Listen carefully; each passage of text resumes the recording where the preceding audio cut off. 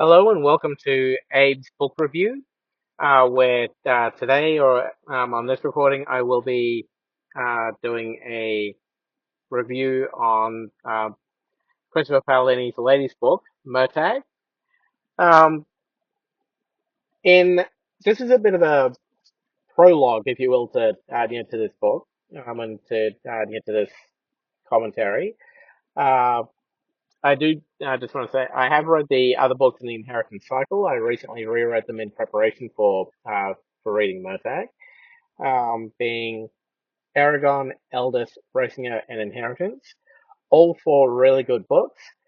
Just as a brief comment on those, I may go back and do separate recordings for those books at a later point. We'll see. But I really enjoyed those books. Uh, Good character development, nice fantasy kind of world that Christopher has built, complete with various languages for the different races, for Urgles, for Dwarvish, for Elvish, for humans, for the ancient language. I like the magic system that has been set up there as well, and that it's not an inexhaustible source of power, but is limited to the user's strength, and it's able to be stored in different areas. I like um, the way that the dragons, the history of the dragons um, happened, and the story that we get told about the various racial alliances between dragons and the other races. Um, I like uh, the various relationships and the fact that it's not all easy going. That he does deal with a lot of things that do happen in war, with loss, betrayal, um, trust, who you can trust, who's going to be a good leader, the qualities of a good leader, the qualities of a bad one, um, and uh, just a lot of things that get raised, and as well as what to do with someone who is in a position of too much power, and how that person can honorably use that too much power rather than lording it over other people. Um, like I said, I may do separate recordings in relation to the other books, but I'll leave my comments on those near there for now. The only other thing that I will say is that we are going to be discussing Murtagh, and there's a brief history in terms of Murtagh up until this point. He was the son of a traitorous rider who had been manipulated by Galbatorix to who was the former king of Alagasia, the world that this world is set in, uh, that this book is set in, uh, to do some really awful things. Um, he manages to inherit his father's sword, Zarok, uh, and his father is Morzan, so it's Murtagh, son of Morzan, that that he's known by, for the most part, as far as the people of Alagasia are concerned. Uh, and due to some rather unfortunate events, him actually taking out one of the two remaining riders and his dragon in Alagasia, um, he is not trusted by the people. The main leaders of the area being Arya, the queen of who's the queen of the elves at the end of the book. Aragon, who is the head rider, and Nasawada, who replaces Galbatorix as Queen of Alagasia upon his defeat. Um, they all know what he did, why he did it, and have essentially forgiven him for doing so. But there is although he's got his own kind of guilt around it, um, but but the people don't know that story or the background. They just know that he did this thing, and so they're really not pleased with him. And so he decides to go into a self-imposed exile, which is essentially where we start this book. Uh, so I will also give a a bit of a spoiler alert uh, at this point in the recording as well.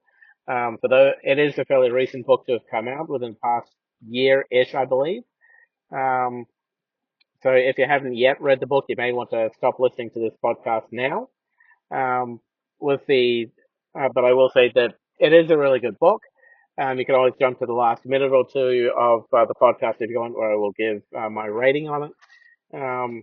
And yeah, so this book begins uh, with Murtagh being in his self-imposed exile with his red dragon Thorn, um, and they're just kind of trying to. This is also set about a year later from where the inheritance book ends, or book four in the inheritance cycle ends.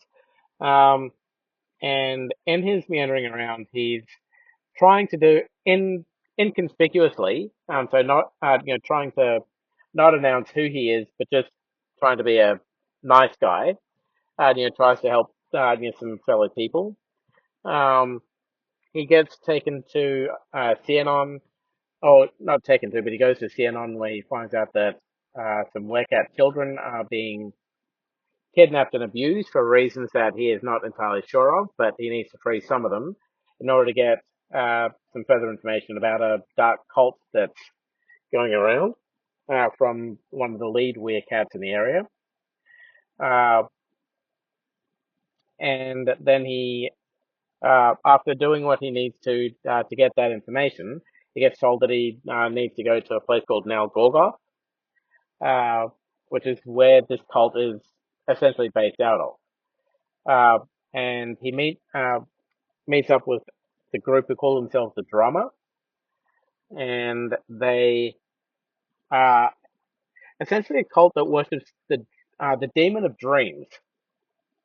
Now, I seem to recall him having a particular name in the TV series Charmed, that there was a dream demon, but I can't quite remember what his name was there. Feel free to comment that one in the comments for after this one if you wish to. But anyway, um, I do like what happens here in a lot of ways as far as storytelling is concerned, because there's a threat who is seen as more dangerous than Galbatorix. In fact, Galbatorix, and there had been Galbatorix had sent a rider here earlier to the city, and that rider didn't last very long um, there apparently. Uh, but uh, and Thorn has got. They're also sent here by Umaroth, one of the Eldunari that Aragon had. Or not really sent. They're told to avoid the area, actually. But Murtagh, being curious and with the various breadcrumbs that are laid along his way, he ends up in the city. And initially, while he's cautious. Um, he's Yeah, well, he and Thorne are cautious about being there. He still is willing to investigate to see what this cult is all about, and what kind of a threat they actually end up posing. Um, one other thing which I'll just need to backtrack on a little bit is at the end of the Inheritance series, the group um, of magic users, uh, or the official group of magic users is called Dubranga Gutta. And Queen Nasawada has actually put in place some rules that any and all magic users need to be registered with them. And if you are willing to do that, great. Happy to use you. If you're not, then you'll need to take some potion or whatever it is to dull your magic uses so that we can make sure that any unauthorized magic is kept on a strictly limited basis. The reason why I bring that up is because this group have somehow managed to get hold of that potion, and they use it to dull Murtagh magic, and they end up kind of blocking his use of magic for quite some time, as well as his ability to communicate with Thorn. Um, for those of you who have ever watched Stargate SG-1, I'm seriously thinking that Chris Paolini has got to be a fan, particularly of Hathor, because I swear that what is described here as the breath, which is another thing that Rochelle, the leader of the drama or the speaker, um, uses is that this breath kind of thing, which she uses to further confuddle Murtagh's magic and Murtagh's mind to make sure that he's not able to clearly think through his and clearly think and organize his thoughts and make sure that he's still a thrall under her spell, which is very similar to what Hathor does with that pink stuff. Um, so yeah. Anyway, brief side note on that one. And feel free to correct me as to whether or not that's where that information came from, but would not half surprise me. Or that plot device came from, but it wouldn't half surprise me. Anyway, um, Thorn can tell before Murtagh what's going on, but he's really curious about two things. One, what master is it that these drama and Rochelle serve? A name which she does not disclose until about three-quarters of the way through the book. Um, and we've now got ourselves another super bad that we have not yet properly met. And beyond that, what's in this cave kind of location where it seems her powers come from. Now, her powers are not traditional magic. They come from dreams and come from this super bad demon.